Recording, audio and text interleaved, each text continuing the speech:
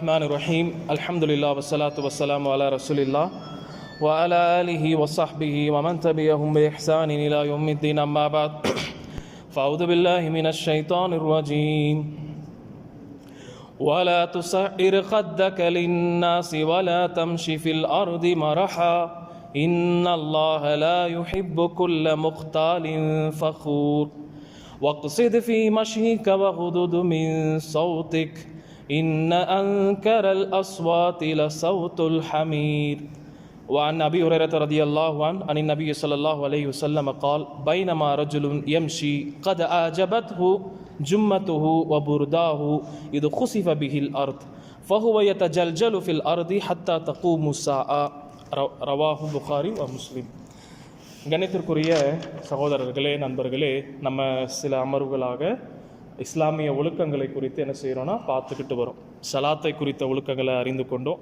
அதே மாதிரி உணவின் ஒழுக்கங்கள், உண்ணுவது குடிப்பதனுடைய சில ஒழுங்குமுறைகளை தெரிந்து கொண்டோம்.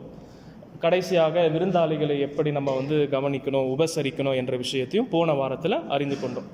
அந்த தொடரில் இன்று நம்ம பார்க்க இருக்கக்கூடிய மூன்றாவது ஒழுக்கம், இஸ்லாத்தில் நமக்கு சொல்லிக் கொடுக்கப்பட்ட ஒழுக்கங்கள் ஒரு ஒழுக்கங்கள் தான் என்னென்னா ஆதாபு தரீக் வசூக்.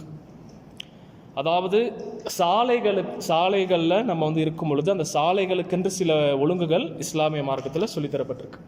நம்ம கடை வீதியில் இருந்தாலோ அல்லது சாலைகள் பாதைகளில் நம்ம இருக்கும் பொழுது அதற்கென்று சில ஒழுங்குமுறைகளை இஸ்லாம் நமக்கு வகுத்து கொடுத்துருக்கு. புரியுதா? இப்போ நம்ம ஒரு ரோட்டில் இருக்கிறோம். அப்படி அந்த ரோட்டில் இருக்கும் பொழுது, அந்த சாலையில் இருக்கும்போது நம்ம எப்படி இருக்க வேண்டும் என்று அல்லாஹ்வுடைய மார்க்கத்தில் நமக்கு வழிமுறைகள் சொல்லித்தரப்பட்டிருக்கு. அதே மாதிரி இப்போது நம்ம கடை தெருவுக்கு போகிறோம், மார்க்கெட்டுக்கு போகிறோம், அல்லது ஒரு ஷாப்பிங் மாலுக்கு போகிறோம். இந்த மாதிரி இடங்களுக்கு போகும் பொழுது நம்ம பர்ச்சேஸ் பண்ணுவோம் அல்லது நம்ம விற்போம். ரெண்டு இடத்துல ஏதாவது ஒரு இடத்துல தான் நம்ம இருப்போம். நம்ம வாங்க போவோம் அல்லது நம்ம அந்த இடத்துல இருந்து விற்கக்கூடியவர்களாக நம்ம வியாபாரம் செய்யக்கூடியவர்களாக இருப்போம். அப்படிப்பட்ட நேரத்தில் நம்ம எப்படி இருக்கணும், எப்படிப்பட்ட ஒழுக்கங்களை பேணணும் என்று இஸ்லாம் நமக்கு சில விஷயங்களை சொல்லி தந்திருக்கு. அதை நம்ம இயன்ற வரையில் நம்ம என்ன செய்வோம்னா இன்ஷா அல்லாஹ் இந்த அமர்வில் அறிந்து கொள்வோம். அதில் முதலாவது விஷயம் என்னென்னா ஹுக்கூக்கு தரீக், அதாவது சாலைக்கான உரிமைகள். சரியா? அல்லாஹ்வுடைய தூதர் ஸல்லல்லாஹு அலைஹி வஸல்லம் ஒரு முறை சொல்கிறாங்க, அபூ சயீத் குத்ரி ரலியல்லாஹு அறிவிக்கிறாங்க, ஈயாக்கும் வல் ஜுலூஸ பித்துர்காத், சாலைகளில் அமர்வதை விட்டு நான் உங்களை எச்சரிக்கிறேன். நபி ஸல்லல்லாஹு அலைஹி வஸல்லம் என்ன சொல்கிறாங்க? சாலைகள் என்ன செய்யாதீங்க, போயிட்டு அமராதீர்கள், உட்காராதீர்கள், அதை குறித்து நான் உங்களை எச்சரிக்கிறேன், தடுக்கின்றேன் என்று சொன்னாங்க. அப்போ சஹாபாக்கள் கேட்குறாங்க, யா ரசூலல்லாஹ் மாலனா மின் மஜாலிஸினா புத்துன் நத்ஹத்தஸு ஃபீஹா. அல்லாஹ்வுடைய தூதர் ஸல்லல்லாஹு அலைஹி வஸல்லம் அவர்களே, இந்த மாதிரி சாலைகளில் நாங்கள் உட்கார்ந்து என்ன செய்வோம், எங்களுக்கு மத்தியில் நாங்கள் என்ன பண்ணுவோம், பேசிக்கொள்வோம், உரையாடிக்கொள்வோம். அதற்காக நாங்கள் சாலையில் உட்கார வேண்டிய சூழல் எங்களுக்கு இருக்கின்றது, நாங்கள் என்ன செய்ய என்று சஹாபாக்கள் கேட்குறாங்க. சொல்கிறது புரியுதா? ரசூலுல்லாஹ் என்ன சொல்கிறாங்க? சாலையில் போய் உட்காராதீங்க. அப்போ சஹாபாக்கள் என்ன சொல்கிறாங்க? சில நேரங்களில் நாங்கள் நண்பர்களோடு இருக்கும் பொழுது, நாங்கள் பேசிக்கொள்ளும் பொழுது அங்கே உட்கார்ந்து தான் பேச வேண்டிய சூழல் எங்களுக்கு இருக்கின்றது, நாங்கள் என்ன செய்வது என்று சஹாபாக்கள் கேட்க நபி ஸல்லல்லாஹு அலைஹி வஸல்லம் சொன்னார்கள், ஃபஇதா அபைத்தும் இல்லல் மஜ்லிஸ, அவ்வாறு உட்கார்ந்தே ஆக வேண்டிய சூழல் உங்களுக்கு இருக்கின்றது என்றால் ஃபஅது தரீக ஹக்கஹு, சாலைக்கென்று சில உரிமைகள் இருக்கின்றது, அதை கொடுத்து விட்டு நீங்கள் அங்கே உட்கார்ந்து என்ன பண்ணுங்க, பேசிக்கொள்ளுங்க என்று நபி ஸல்லல்லாஹு அலைஹி வஸல்லம் சொல்ல சஹாபாக்கள் கேட்குறாங்க, வமா ஹக்கு தரீக், சாலைகளுக்கான உரிமைகள் என்ன அல்லாஹ்வின் தூதரை என்று கேட்க நபி ஸல்லல்லாஹு அலைஹி வஸல்லம் சொன்ன முதலாவது வார்த்தை கத்துல் பஸர், என்ன செய்யணும், பார்வைகளை தாழ்த்த வேண்டும், பார்வைகளை தாழ்த்த வேண்டும். வக்கஃபுல் அதா, துன்பம் தராமல் இருக்க வேண்டும், துன்பம் தராமல் இருக்க வேண்டும். வரத்து சலாம், சலாமுக்கு பதில் சொல்ல வேண்டும். வல் அம்ரு பில் மஅரூஃப் வன்னஹி அனில் முன்கர், நன்மையை ஏவணும், தீமையை தடுக்கணும் என்று நபி ஸல்லல்லாஹு அலைஹி வஸல்லம் சொன்னாங்க. புகாரி முஸ்லிமில் பதிவு செய்யப்பட்ட ஹதீஸ். இன்னொரு ஹதீஸில் வருது, இன்னொரு அறிவிப்பில் வருது, ரசூலுல்லாஹி ஸல்லல்லாஹு அலைஹி வஸல்லம் சொல்கிறாங்க, ஹுஸ்னுல் கலாம், அழகிய வார்த்தைகளை என்ன செய்யணும், சாலையில் நம்ம அமர்ந்து அல்லது ஒரு ரோட்டில் நம்ம அமரும் பொழுது, நமக்குள்ளே பேசிக்கொள்ளும் பொழுது நம்மளுடைய வார்த்தைகள் அழகிய வார்த்தைகளாக இருக்கணும். இன்னொரு அறிவிப்பில் வருது, அல்லாஹ்வுடைய தூதர் ஸல்லல்லாஹு அலைஹி வஸல்லம் சொன்னாங்க, வத்துகிசுல் மல்ஹூஃப், பலவீனமானவர்களுக்கு உதவி செய்யணும். அதே மாதிரி வத்தஹது தால், வழி மறந்தவர்களுக்கு என்ன செய்யணும், வழிகாட்ட வேண்டும். சாலையில் போயிட்டு இருக்கும்போது உதவி தேவைப்பட்டால் அவங்களுக்கு சென்று உதவி செய்யணும், அவங்களுக்கு வழி காண்பிக்கணும் என்று அல்லாஹ்வுடைய தூதர் ஸல்லல்லாஹு அலைஹி வஸல்லம் சொன்ன இந்த செய்தி வந்து அபூதாவுதில் பதிவு செய்யப்பட்டிருக்கு. இப்போ புகாரி, முஸ்லிம், அபூதாவுத் போன்ற கிரந்தங்களில் பதிவு செய்யப்பட்ட ஆதாரபூர்வமான ஒரு செய்தியாக இந்த செய்தி வந்து இருக்குது. அப்போது இதுங்க என்ன புரிஞ்சுக்கணும்னா, இப்போ நம்ம ஜஸ்ட் நம்ம ஃப்ரெண்ட்ஸாக இருக்கிறோன்னு வைங்களேன், ஒரு 4-5 பேர் இருக்கிறோம் அல்லது 3 பேர் இருக்கிறோம், நம்ம போய் ஒரு இடத்துல உட்காரோம்னா எப்படி அந்த இடத்துக்கான ஒழுங்குமுறைகளை மார்க்கம் கற்றுக் கொடுத்துருக்குன்னு நம்ம வந்து பார்க்க கடமைப்பட்டிருக்கோம். அல்லாஹ்வின் தூதர் ஸல்லல்லாஹு அலைஹி வஸல்லம் முதலாவது விஷயமாக எந்த விஷயத்த சொல்கிறாங்க சொல்லுங்க? பார்வைகளை தாழ்த்தி வைக்கணும். என்ன அர்த்தம்? யார் சொல்வீங்க இதுக்கான விளக்கத்தை? அஹ்சந்த், நல்ல கரெக்டான விஷயம். பார்வைகளை தாழ்த்தணும்னா கீழே வச்சுக்கிட்டு இருக்கணும். என்ன அர்த்தம்? அந்நிய பெண்கள் நடந்து போகும் பொழுது, அவங்க போகும் பொழுது அவங்கள பார்க்கக்கூடாது. அதுக்கு முன்னாடி நம்ம வருவோம். சஹாபாக்கள் ரசூலுல்லாஹ்விடத்தில் என்ன கோரிக்கை வச்சாங்க? அல்லாஹ்வின் தூதரே, சாலையில் அமர்ந்து நாங்கள் பேசக்கூடியவர்களாக இருக்கின்றோம் என்று சொன்னாங்க. சரி, சஹாபாக்களுடைய பேச்சுகள் எப்படி இருந்துச்சு? அதை நம்ம கண்டிப்பாக புரிஞ்சுக்கணும்ல. நம்மளை மாதிரி இன்னைக்கு ஏதாவது இடத்துல உட்காந்தாங்கன்னா அதாவது கேளிக்கைகளை பற்றியும் பாட்டுகளை பற்றியும், அது அந்த பாட்டில் வந்து டான்ஸ் ஆடினவங்களை பற்றியும் ஹீரோக்களை பற்றியும் அந்த மாதிரியான பேச்சுகள் அவங்க இடத்துல இருந்துச்சா? அல்லது அவங்க எதை பற்றி பேசிப்பாங்க? அவங்க உட்கார்ந்து கொண்டு அவங்க இந்த மாதிரி இருக்கும் பொழுது எதை பற்றி பேசிப்பாங்கன்னா, சஹாபாக்களே சொல்கிறாங்க ஒரு முறை, நதுக்குரு அல்லாஹ்வின் தூதரே, நாங்கள் எல்லாம் அமர்ந்து கொண்டு இருக்கும் பொழுது மறுமையை குறித்து நாங்கள் என்ன செஞ்சு கொண்டிருந்தோம்? பேசி கொண்டிருந்தோம் என்று ஒரு ஹதீஸில் நம்ம அறிந்து கொள்கிறோம். அந்த ஹதீஸில் ரசூலுல்லாஹ் சொல்கிறாங்க, மறுமை என்பது வராது, 10 அடையாளங்களை நீங்கள் காணுகின்ற வரை என்று நபி ஸல்லல்லாஹு அலைஹி வஸல்லம் அதுக்கு விளக்கம் அளித்தாங்க. அப்போ நான் என்ன சொல்ல வரேன்னா, சஹாபாக்கள் தங்களுக்கு மத்தியில் பேசக்கூடிய பேச்சுக்கள் மார்க்க வரம்பிற்கு உட்பட்டு மறுமையை சிந்திக்கக்கூடிய, மௌத்தை குறித்து சிந்திக்கக்கூடிய விஷயங்களாகத்தான், மேக்சிமம் மறுமைக்கான விஷயங்களாகத்தான் இருந்துச்சு. அப்போ நம்மளுடைய பேச்சுக்களும் எப்படி இருக்கணும்? வீணான பேச்சுக்கள், பாவம் கலந்த பேச்சுக்கள் பேசுவதிலிருந்து நம்ம என்ன செய்யணும்? ஃபஸ்ட்டு அதிலிருந்து விலகி இருக்கணும். நல்ல பேச்சுக்கள், சரி, இப்போ இந்த மாதிரியான சூழல்கள் பல இடங்களில் நடக்குது, அதை பற்றி பேசுகிறோம், அதுலேருந்து படிப்பினை பெறுறோம், அவங்களுக்காக துவா செய்கிறோம், அவங்களுக்காக என்ன செய்யணும், இந்த மாதிரியான நல்ல பேச்சுக்களை உட்காந்து நம்ம வந்து பேசலாமே தவிர, இஸ்லாமிய வரம்புக்கு மீறிய பேச்சுக்கள், அது சினிமாவாக இருக்கட்டும் அல்லது வேறு எந்த விஷயங்களாக இருக்கட்டும், அந்த மாதிரியான பேச்சுக்களை பேசுகிறது இஸ்லாம் ஒருபோதும் அனுமதிக்கவில்லை. இதை புரிஞ்சுக்கணும். அப்போ ரசூலுல்லாஹ் முதல்ல சொல்லித்தரக்கூடிய ஒழுக்கம் என்ன? பார்வைகளை தாழ்த்தணும். அல்லாஹ் ரப்பல் ஆலமீன் குர்ஆன்ல ஒரு வசனத்தில் சொல்லும் பொழுது, குலில் முஃமினீன யகுத்து மின் அப்சாரிஹிம் வ யஹ்ஃபது ஃபுரூஜஹும். அல்லாஹ் என்ன சொல்றான்? நபியே, மூமின்களான ஆண்களை பார்த்து நீங்கள் சொல்லுங்கள், அவர்கள் தங்களுடைய பார்வைகளை தாழ்த்தி கொள்ளட்டும், வெட்கத்தலங்களை பேணிக் கொள்ளட்டும் என்று அல்லாஹ் வந்து அல்லாஹ்வுடைய தூதருக்கு நமக்கு சொல்லுங்க என்று அல்லாஹ்வுடைய தூதர் மூலமாக அல்லாஹ் ரப்பல் ஆலமீன் நமக்கு கட்டளை விதிச்சிருக்கான்.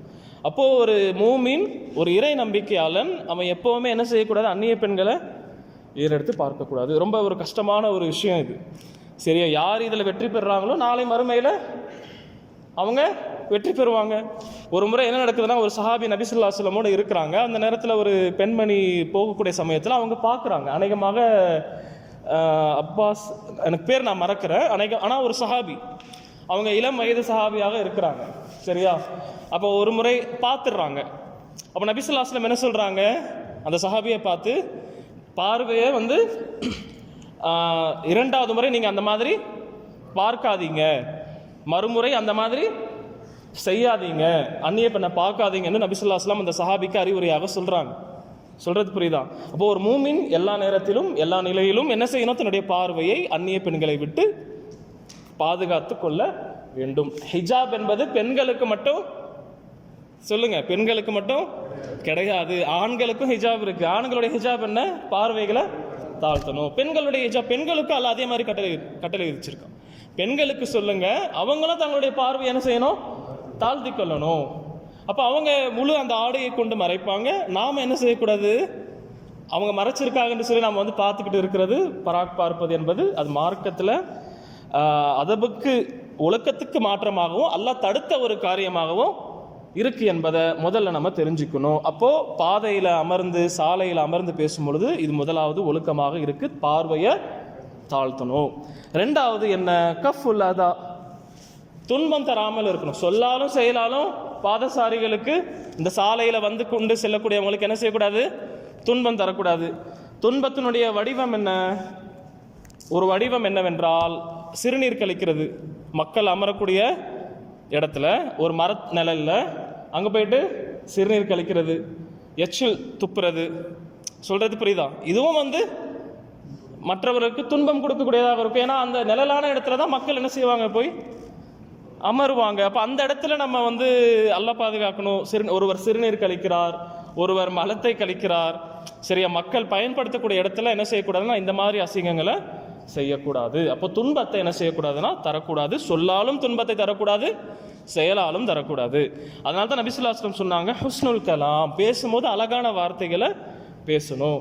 நமக்கு மத்தியில் அல்லாஹ் பாதுகாக்கணும். நாம என்று சொல்வதை விட சிலர் அவங்க நண்பர்களுக்கு மத்தியில் இருக்கும்போது என்ன பண்ணுவாங்க, சில நேரங்களில் வார்த்தை, அசிங்கமான வார்த்தைகள், கேட்க முடியாத வார்த்தைகள், தகாத வார்த்தைகளாக அவங்களுடைய வார்த்தைகள் இருக்கும் என்பதை நம்ம பார்க்கலாம். அந்த மாதிரி என்ன செய்யக்கூடாதுன்னா நம்ம மற்றவங்களை டிஸ்டர்ப் பண்ணுற மாதிரியான வார்த்தைகளை பேசக்கூடாது. மூணாவது நபி ஸல்லல்லாஹு அலைஹி வஸல்லம் என்ன சொல்கிறாங்கன்னா, சலாம் சொல்லும்போது அந்த சலாமுக்கு பதில் சொல்லணும். நம்ம பேசிக்கணும். பிஸியாக பேசிக்கொண்டு இருக்கும்போது ஒருத்தர் நமக்கு ஒரு முஸ்லீம் சலாம் சொல்கிறாருன்னா அவருக்கு என்ன செய்யணும், வாலைக்கும் சலாம் என்று அவருக்கு பதில் அளிக்கணும். அதே மாதிரி அல் அம்ரு பில் மாரூஃப் நஹி அனில் முன்கர், நன்மையை ஏவணும், தீமையை தடுக்கணும், நல்ல விஷயங்களை எடுத்து சொல்லணும். அதே மாதிரி நம்ம ஒரு தீமையை பார்க்குறோம் அல்லது ஒரு ஆபத்தை பார்க்குறோன்னா அவங்களுக்கு போய் என்ன செய்யணும், உதவி செய்யணும். நம்ம ஒரு இடத்துல நம்ம உட்காந்து கொண்டு இருக்கோம், ஒருத்தர் நடந்து போய் கொண்டு இருக்கிறார், அவருக்கு முன்னாடி பள்ளம் இருக்கு, அவர் ஃபோன் பேசிக்கிட்டு அப்படியே போறாரு, எதையும் பார்க்கல. அப்போ நம்ம என்ன செய்யணும், அவருக்கு போயிட்டு அவரை போய் உதவி செய்யணும், நம்ம கூப்பிடணும். இந்த மாதிரி நம்ம ஒரு மனிதனாக நம்ம இந்த உதவிகளை ஒருவருக்கொருவர் நம்ம செய்து கொள்ளணும் என்பதை புரிஞ்சுக்கணும். வத்தஹது தால்ல, வழி மறந்தவர்களுக்கு என்ன செய்யணும், வழி காண்பிக்கணும். இதுவும் நன்மையை பெற்றுத்தரக்கூடிய ஒரு செயலாக இருக்கு.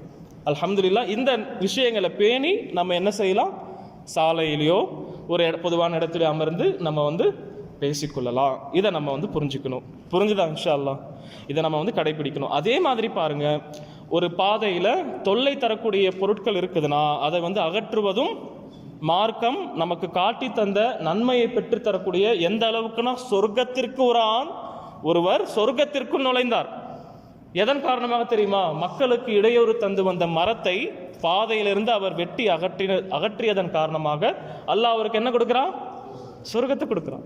அவர் செய்த செயல் சின்னதாகத்தான். அதாவது ஒரு கல் எடுத்து தூக்கி போடுறது, ஒரு மரத்தை அல்லது மக்களுக்கு தொந்தரவு தரக்கூடியதா அவர் என்ன பண்றாருன்னா வெட்டி அகற்றி அதை ஓரம் போடுறாருன்னா அதன் காரணமாக சொர்க்கம் கிடைக்குதுன்னா அல்லாஹ்வுடைய மார்க்கம் எப்படிப்பட்ட மார்க்கம் என்பதை நம்ம புரிஞ்சுக்கலாம். வெறும் நமக்கு மட்டும் இபாதத்து மட்டும் இல்லை, தொழுகை மட்டும் இல்லை, மாறாக இந்த மாதிரியான செயல்களையும் நாம் என்ன செய்யணும். பிறருக்கு பயனளிக்கக்கூடியவர் தான் உண்மையான மூமின். உண்மையான மூமின் யாரு? அன்ஃபஅஹும் லின்னாஸ், மக்களுக்கு பயனளிக்கக்கூடியவர். அத்தீனு அந்நஸீஹா, நபி ஸல்லல்லாஹு அலைஹி வஸல்லம் சொல்றாங்க, மார்க்கம் என்றால் என்ன, பிறர் நலம் நாடுவதே என்று அல்லாஹ்வுடைய தூதர் ஸல்லல்லாஹு அலைஹி வஸல்லம் சொல்றாங்க. அப்போ சுயநலமாக நம்ம என்ன செய்யக்கூடாதுன்னா இருக்கக்கூடாது. சில நேரங்களில் எப்பவுமே நாம் பொது நலமாக பிறருடைய நலனை யோசிக்கக்கூடியவர்களாக நாம் என்ன செய்யணும், இருக்கணும். அப்போ ஹதீஸ்ல வருது, அபூ ஹுரைரா ரலியல்லாஹு அன்ஹு அறிவிக்கிறாங்க, ரசூலுல்லாஹி ஸல்லல்லாஹு அலைஹி வஸல்லம் சொல்றாங்க, லக்கத் ரஅய்து ரஜுலன், நான் ஒரு மனிதரை கண்டேன். எங்க கண்டேன்? யதகல்லபு ஃபில் ஜன்னா, சொர்க்கத்தில் உலாவிக் கொண்டிருப்பதை, திரிந்து கொண்டிருப்பதை, இருந்து கொண்டிருப்பதை நான் கண்டேன். எதன் காரணமாக அவர் சொர்க்கத்தில் செல்கின்றார்? ஃபி ஷஜரத்தின் கதஅஹா மின் தஹ்ரி தரீகி கஅன துதின் நாஸ், மக்களுக்கு தொல்லையை தந்து வந்த ஒரு மரத்தை, பொதுவெளியில் இருந்த ஒரு மரத்தை என்ன பண்றாரு, அவர் வெட்டி அகற்றுகிறார். அதன் காரணமாக அவர் சொர்க்கத்தில் இருந்ததை நான் கண்டேன் என்று ரசூலுல்லாஹி ஸல்லல்லாஹு அலைஹி வஸல்லம் சொல்றாங்க. இன்னொரு இடத்துல வராங்க, ஈமான், இன்னொரு இடத்துல நபி ஸல்லல்லாஹு அலைஹி வஸல்லம் சொல்லியிருக்கிறாங்க, ஈமானுடைய நிறைய கிளைகள் இருக்கு. ஈமானுடைய நிறைய கிளைகள் இருக்கு. அதுல ஒரு விஷயம் என்ன நபி ஸல்லல்லாஹு அலைஹி வஸல்லம் சொல்றாங்கன்னா, இஸாலத்துல் அதா அனித் தரீக், பாதையிலிருந்து தொல்லை தரக்கூடியதை அகற்றுவது ஈமானுடைய ஒரு கிளை. ஒரு கிளை என்ன நபி ஸல்லல்லாஹு அலைஹி வஸல்லம் சொல்லியிருக்கிறாங்க. சரியா? ஈமானுடைய பகுதி, அங்கம் என்று அல்லாஹ்வுடைய தூதர் ஸல்லல்லாஹு அலைஹி வஸல்லம் சொல்லியிருக்கிறாங்க. அப்போ கல் இருக்கு, அல்லது ஏதாவது குத்தக்கூடிய பின்னு மாதிரி இருக்கு, கம்பி இருக்கு, கிளாஸ் இருக்கு, இதை நம்ம பார்க்குறோம். நம்ம போகும்போது வருதுன்னா நம்ம அப்படியே பார்க்காத மாதிரி போயிடக்கூடாது, நம்ம சேஃபாக இருந்து போயிடக்கூடாது. மாறாக நம்ம என்ன செய்யணும், அதை எடுத்து ஓரம் போடணும் அல்லது டஸ்ட்பின்ல போடணும். இந்த மாதிரி செய்யறது நமக்கு இன்ஷா அல்லாஹ் ஈமானுடைய ஒரு பங்கு, ஒரு அங்கம். சொர்க்கத்தில் இந்த அமல் இன்ஷா அல்லாஹ் நம்மளை கொண்டு போகும் இன்ஷா அல்லாஹ். அப்போ இந்த விஷயத்தில் நம்ம என்ன செய்யணும், கவனத்தை செலுத்த வேண்டும். அதன் பிறகு பாருங்க, அல்லாஹ்வுடைய தூதர் ஸல்லல்லாஹு அலைஹி வஸல்லம் சொல்றாங்க, இத்தகுல் லஆனைன், 2 பழிக்கக்கூடியவர்களை விட்டு நான் உங்களை எச்சரிக்கை செய்கிறேன், அவர்களை பற்றி நீங்கள் அஞ்சு கொள்ளுங்கள். யாரு? 2 பழிக்கக்கூடியவர்கள். யார் அந்த 2 பழிக்கக்கூடியவர்கள்? லஆன் என்னன்னா, அதாவது பழிக்கக்கூடியவர்கள்லாம் புரியுதுல, திட்டுவாங்க. ஏசக்கூடியவருடைய அந்த ஏசுதலிலிருந்து நீங்க பாதுகாப்பாக இருந்து கொள்ளுங்க. அவங்க எதற்காக ஏசுவாங்க, எதற்காக திட்டுவாங்க, எதற்காக பழிப்பாங்க, சபிப்பாங்கன்னா ரசூலுல்லாஹி ஸல்லல்லாஹு அலைஹி வஸல்லம் சொல்றாங்க, அல்லதி யதஹல்லா ஃபி தரீகின் நாஸி அவ் ஃபி தில்லிஹிம். ஏன் அந்த மாதிரி அவங்க பழிக்கிறாங்க, ஏன் சாபமிடுறாங்கன்னா, அவங்க அதற்கான காரணம் என்னன்னா, யாராவது ஒருத்தர் அவங்க அமரக்கூடிய இடத்துலையோ அல்லது மரத்தின் நிழலிலேயோ சென்று மலஞ்சலம் கழித்து விடுவதன் காரணமாக அவங்க என்ன செய்றாங்க, ஏசுறாங்க, பழிக்கிறாங்க என்று நபி ஸல்லல்லாஹு அலைஹி வஸல்லம் சொல்றாங்க. எனவே இந்த மாதிரி செய்வது பிறருக்கு இன்னல் தருவதாக இருக்கின்றது. எனவே ஒரு மூமின் மற்றவருக்கு இன்னல் விளைவிக்கக்கூடியதை, துன்பம் விளைவிக்கக்கூடிய செயல்கள் என்ன செய்ய மாட்டான், ஒரு மூமின் ஒருபோதும் செய்ய மாட்டான். சரி, அதுக்கப்புறம் இன்னொரு ஒழுக்கத்தையும் மார்க்கம் நமக்கு கற்றுக் கொடுக்குது. இப்போ நம்ம ஒரு கடை வீதிக்கு போகிறோம், ஒரு மார்க்கெட்டுக்கு போகிறோம்னா அந்த நேரத்தில் தொழுகைக்கான வக்து வந்துடுச்சுன்னா நம்ம என்ன செய்யக்கூடாது, தொழுகையை ஸ்கிப் பண்ணக்கூடாது. மாறாக பள்ளிவாசல் இருந்துச்சுன்னா அல்லது தொழக்கூடிய அந்த முசல்லா இருந்துச்சுன்னா அங்கே போய் நம்ம தொழுகணும். இப்போ பள்ளிவாசலில் நம்ம இருக்கும் பொழுது கூட குறிப்பாக பள்ளிவாசலும் சரி மற்ற இடத்துலையும் சரி நம்ம எச்சிலை என்ன செய்யக்கூடாதுன்னா, கிப்லாவுக்கு நேராக அல்லது வலது புறத்தில் எச்சிலை நம்ம உமிழ்வது, அதாவது எச்சில் துப்புவது, இது சிறந்த ஒரு செயல் கிடையாது. நபி ஸல்லல்லாஹு அலைஹி வஸல்லம் தடுத்து இருக்கிறாங்க. எப்போவுமே நம்ம எச்சில் துப்பும் பொழுது ஓரமான பகுதியில் தான், அதுவும் வலது புறத்தில் தான் நம்ம துப்ப முயற்சி, இடது புறத்தில் தான் நம்ம துப்பணுமே தவிர நம்ம கிப்லாவை முன்னோக்கியும் அல்லது ரைட் சைட்லையும் என்ன செய்யக்கூடாது, துப்பக்கூடாது. குறிப்பாக தொழுகையில் இருக்கும் பொழுது இந்த விஷயம் சொல்லப்பட்டிருக்கு. தொழுகையில் இருக்கும் பொழுது நமக்கு துப்பி ஆக வேண்டிய ஒரு சூழல், சொல்றது புரியுதா? அந்த மாதிரி இருந்துச்சுன்னா நம்ம கிப்லாவை முன்னோக்கி என்ன செய்யக்கூடாதுன்னா துப்பக்கூடாது. ரைட் சைடும் அந்த மாதிரி பண்ணக்கூடாது. ஏன்னா ரைட் சைடு வானவர்கள் இருப்பாங்க. கிப்லா என்பது ஒரு மூமின்களுடைய ஒரு அடையாளம். அதனால் அந்த இடத்துல நம்ம துப்பக்கூடாது, ரைட்லையும் துப்பக்கூடாது. மாறாக லெஃப்ட் சைடில் லேசாக துப்பிக்கொள்ளணும், சொல்றது புரியுது? அப்போ லெஃப்ட் சைடில் துப்பினா அங்கே இருக்கவங்கள அதை காரி துப்புறதா? அப்படி இல்லை. லெஃப்ட் சைடில் ஒருத்தர் தொழுந்து கொண்டிருக்கா, அவர் மேலே தூண் துப்பணுமா? அப்படி இல்லை. ரொம்ப அத்தியாவசியமான ஒரு அவசியமாக இருக்குன்னா அந்த நேரத்தில் நம்ம என்ன செஞ்சுக்கலாம், நம்மளுடைய பாக்கெட்டில் பண்ணிக்கலாம், அல்லது நம்ம கிட்ட டிஷ்யூ இருந்துச்சுன்னா அதில் நம்ம இந்த சைடில் இது பண்ணி அதை எடுத்து பாக்கெட்டுக்குள்ளே வச்சுக்கலாம். இந்த மாதிரி நம்ம செய்யணுமே தவிர லெஃப்ட் சைடில் துப்ப சொல்லிட்டாங்க என்பதற்காக அங்கே நின்று தொழக்கூடிய மேலே காரி துப்புறது இது யாருமே செய்ய மாட்டாங்க, செய்யவும் கூடாத ஒரு செயல். அப்போது எச்ச துப்புறதுல கூட நம்ம என்ன செய்யணும்னா இந்த ஒழுக்கத்தை கடைபிடிக்கணும். அதே மாதிரி பாருங்க, ஒரு ஹதீஸில் அல்லாஹ்வுடைய தூதர் ஸல்லல்லாஹு அலைஹி வஸல்லம் சொல்கிறாங்க, எந்த அளவுக்கு சொல்லியிருக்காங்கன்னா, ஒரு மனிதர் முன்பு வாழ்ந்த நமக்கு முன்னாடி வாழ்ந்த சமுதாயத்தில் இருந்து ஒரு மனிதர் என்ன பண்ணுறாருன்னா பூமியில் நடந்து கொண்டு சென்றிருக்கிறார். அவர் எப்படி நடந்து போகிறாருன்னா, அவருடைய முடியை பார்க்கும் பொழுது இங்கே வரைக்கும் அவருடைய முடி இருக்குது, தோல் வரையில் அவருடைய முடி இருக்குது. அவருடைய ட்ரெஸ்ஸு ரொம்ப நல்ல சிறந்த ஆடையை உடுத்தி கொண்டு போகிறார். ஆனால் அவர் அதன் காரணமாக என்ன செய்கிறாருன்னா தன்னை பெருமையாக கருதுகிறார், பெருமையாக உணர்கிறார், தற்பெருமை அடிக்கிறார், ஆணவத்துடன் நடந்து செல்கிறார். தன்னுடைய ஆடையையும் தன்னுடைய அந்த உடல் அமைப்பையும் பார்த்து அவர் பெருமை கொண்டு செல்லக்கூடிய காரணத்தினால ரசூலுல்லாஹி ஸல்லல்லாஹு அலைஹி வஸல்லம் சொல்றாங்க, குஸிஃப பிஹில் அர்து, பூமியில் அவர் புதைக்கப்பட்டார். திடீரென்று சென்று கொண்டிருக்கும் போது பூமியில் அவர் புதைக்கப்பட்டார், அப்படி பூமியில் சொருகி கொண்டார் என்று ரசூலுல்லாஹி ஸல்லல்லாஹு அலைஹி வஸல்லம் சொல்றாங்க. அப்போ இந்த இடத்துல ரசூலுல்லாஹ் எதை தடுக்கிறாங்க? ஒரு மூமினுக்கு பெருமை என்பது அறவே இருக்கக்கூடாது. தன்னை பெரியவனாக மற்றவர்களை தாழ்ந்தவர்களாக ஒரு மூமின் ஒருபோதும்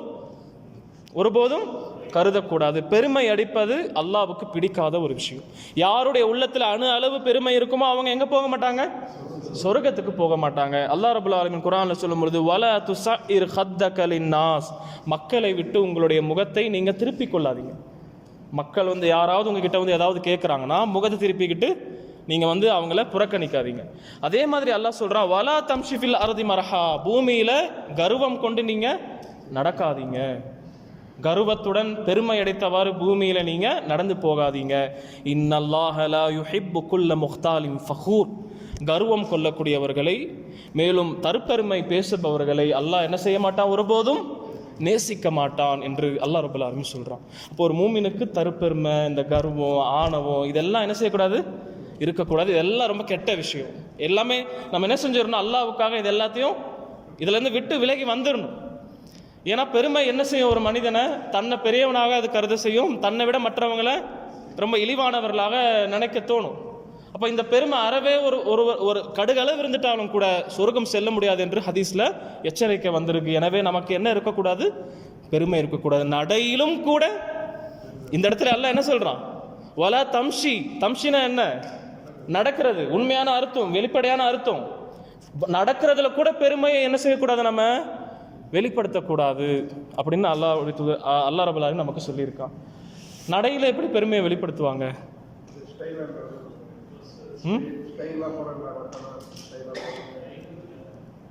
சொல்லுங்க பார்க்கலாம். நடையில பெருமை எப்படி வரும்?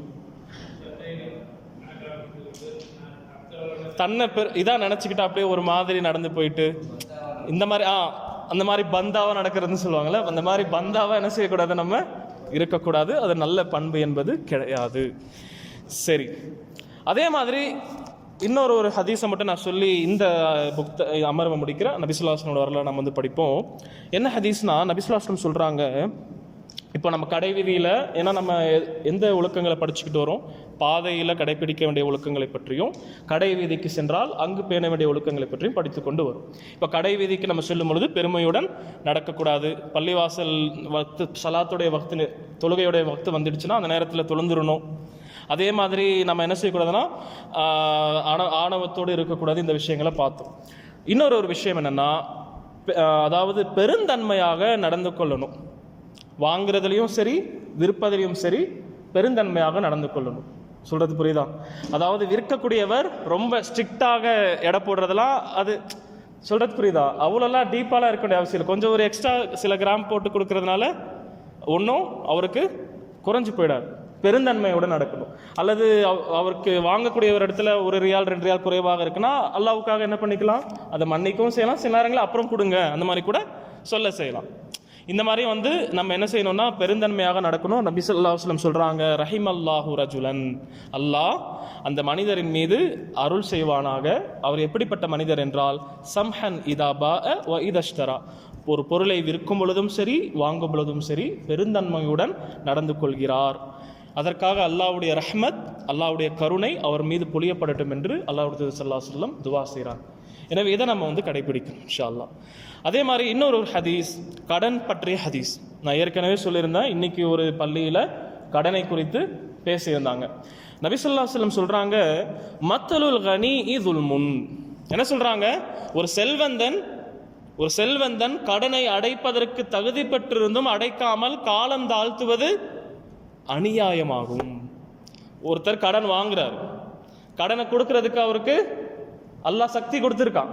சக்தி இருந்தா அவர் என்ன பண்றாருன்னா தாழ்த்தி கொண்டே இருக்கிறார், நாட்களை கடத்தி கொண்டே இருக்கிறார், கொடுக்காமல் மறுத்து கொண்டே இருக்கிறார் என்றால் ரசூலுல்லாஹ் என்ன சொல்றாங்க, இது அந்த கடன் கொடுத்தவருக்கு செய்யப்படக்கூடிய அநியாயம்.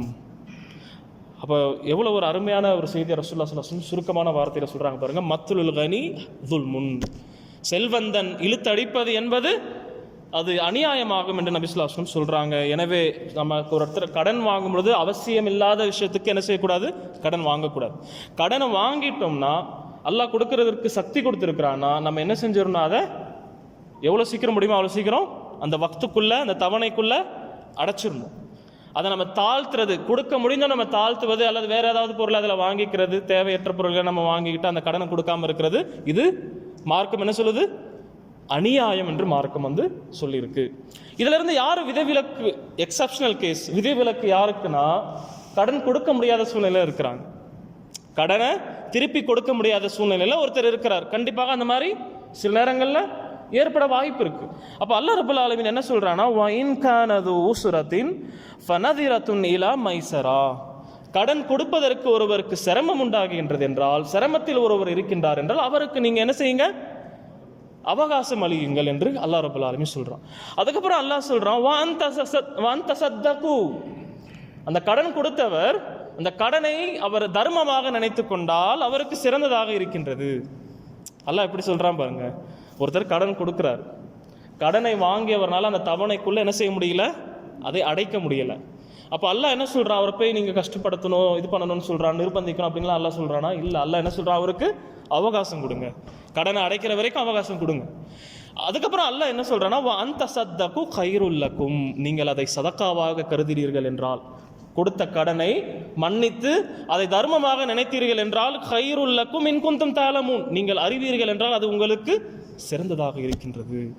நாளைக்கு மறுமையில் இன்ஷா அல்லாஹ் அந்த பணம் நமக்கு பன்மடங்கு நன்மைகளாக நம்முடைய அக்கௌண்ட்ல, ஃபியூச்சர் அக்கௌண்ட்ல கண்டிப்பாக சேஃபாக இருக்கும். அதை நம்ம புரிஞ்சுக்கணும்.